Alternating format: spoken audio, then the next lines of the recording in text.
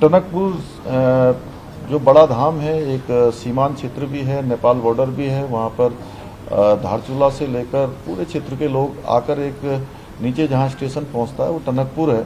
वहाँ से प्रदेश की राजधानी देहरादून के लिए भी एक मैंने नई ट्रेन चलाने की मांग करी थी उनसे, मैंने अनुरोध किया था, तो उस पर भी उन्होंने मुझे आश्वस्त किया है कि नई ट्रेन का मार्ग बनाकर नई ट्रेन वहाँ पर चलाई जाएगी। और लंबे समय से जो बागेश्वर टनकपुर रेल लाइन जो हमारी सामरिक रूप से भी बहुत महत्वपूर्ण है और आदरणीय प्रधानमंत्री जी के भी प्राथमिकता में वो है। उन्होंने हल्द्वानी में अपनी एक जनसभा के दौरान भी उस बात को कहा था कि जल्दी से जल्दी उसका ब्रॉड गेज में DPR बनाकर भारत सरकार के स्तर पर उसकी भी जल्दी स्वीकृति प्राप्त हो। दूसरा, रामनगर, हरिद्वार और देहरादून के लिए नई रेल सेवा की भी बात हुई है, उस पर भी उन्होंने आश्वस्त किया है कि नहीं, क्योंकि पर्यटन की दृष्टि से रामनगर एक बड़ा सेंटर है और रामनगर आने वाले टूरिस्ट हरिद्वार माँ गंगा के भी दर्शन करें, देहरादून भी आए, राजधानी है, तो उसके लिए भी एक बात हुई है।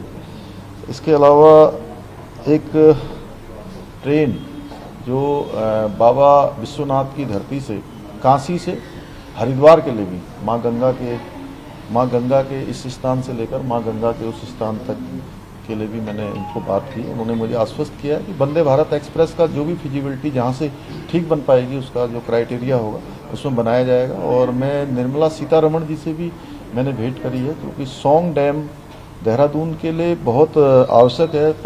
अगले आने वाले 50 सालों के लिए पानी की जो भी पेयजल की समस्या है उसका निदान सौंग डैम के बनने से हो पाएगा। और 15,000 लगभग आबादी ऐसी है जो प्रत्येक वर्ष सौंग नदी में ज़्यादा पानी आने से कहीं न कहीं बाढ़ या अन्य प्रकार की जो परेशानियां होती हैं वर्षा काल में, उस सौंग नदी के अधिक बहाव में आने के कारण से या उफान पर होने के कारण से आती है।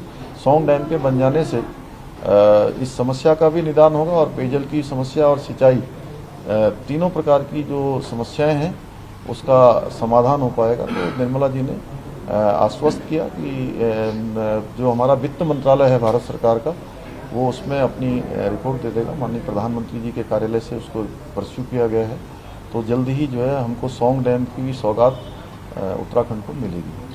सर, आप दिल्ली दौरे पे हैं, दायित्व के पद को लेकर के अंतिम चर्चा होने वाला कमान से, क्या उस पर भी कोई निर्णय होगा? नहीं, उस पर चर्चा हमारी लगातार चलती ही रहती है और वो संगठन का चूँकि काम है तो उस पर संगठन के स्तर पर सभी स्तरों पर बात होती है और ठीक समय पर सभी समय पर जिससे पर निर्णय होता है। चारधाम यात्राएं शुरू होने वाली हैं और उत्तराखंड में बर्फ, बारिश, तूफान सब कुछ चल रहा है, तो किस तरह से देखते हैं यात्रा को सुनिश्चित हो सके यात्रियों के संदर्भ में? देखिए, ये तो चूँकि प्राकृतिक चीज़ें हैं, लेकिन उसके अलावा लगातार चारधाम यात्रा की हमारी तैयारियां पूरी हैं और 22 अप्रैल को गंगोत्री यमुनोत्री के कपाट खुलेंगे, 25 को केदारनाथ जी के और 27 को बद्रीनाथ जी के कपाट खुलेंगे। तो यात्रा अच्छी होगी। 8 लाख से भी ज़्यादा लोगों ने अभी तक अपना पंजीकरण यात्रा के लिए करा लिया है और तेज़ी से पंजीकरण हो रहे हैं। मैं समझता हूँ कि गत वर्ष से भी ज़्यादा इस बार यात्रा होगी। उसी लिहाज से हमने सारी तैयारियां भी पूरी करी हुई हैं। कोरोना का कोई असर यात्रा पे तो नहीं पड़ेगा, क्योंकि देश भर में लगातार कोरोना के केसेस बढ़ते जा रहे हैं? नहीं, तो कोरोना की जो भी गाइडलाइन होगी उसको हम लोग पूरी तरह से पालन करेंगे और हमारा प्रयास होगा कि सभी यात्रियों की, जो भी तीर्थ यात्री हैं, श्रद्धालु हैं, उनकी यात्रा अच्छी हो, सुरक्षित हो और स्वास्थ्य की दृष्टि से भी अच्छी हो और सरलता से हो। सर, कई सारी जगह पर उत्तराखंड में अवैध मस्जिद और मजार बनाई जा रही हैं, कई सारी जगह पर अवैध कब्जा है, उसको हटाने को लेकर किस तरह से उत्तराखंड सरकार काम कर रही है? देखिए, अवैध अतिक्रमण जहां भी होगा उसको हम सख्ती से हटाएंगे और हमने सभी को कह दिया है कि स्वतः ही जहां पर इस प्रकार की चीज़ है, जहां भी अवैध अतिक्रमण है उसको स्वयं हटा लें, अन्यथा कुछ दिनों के बाद तो सरकार हटाएगी, प्रशासन हटाएगा ही।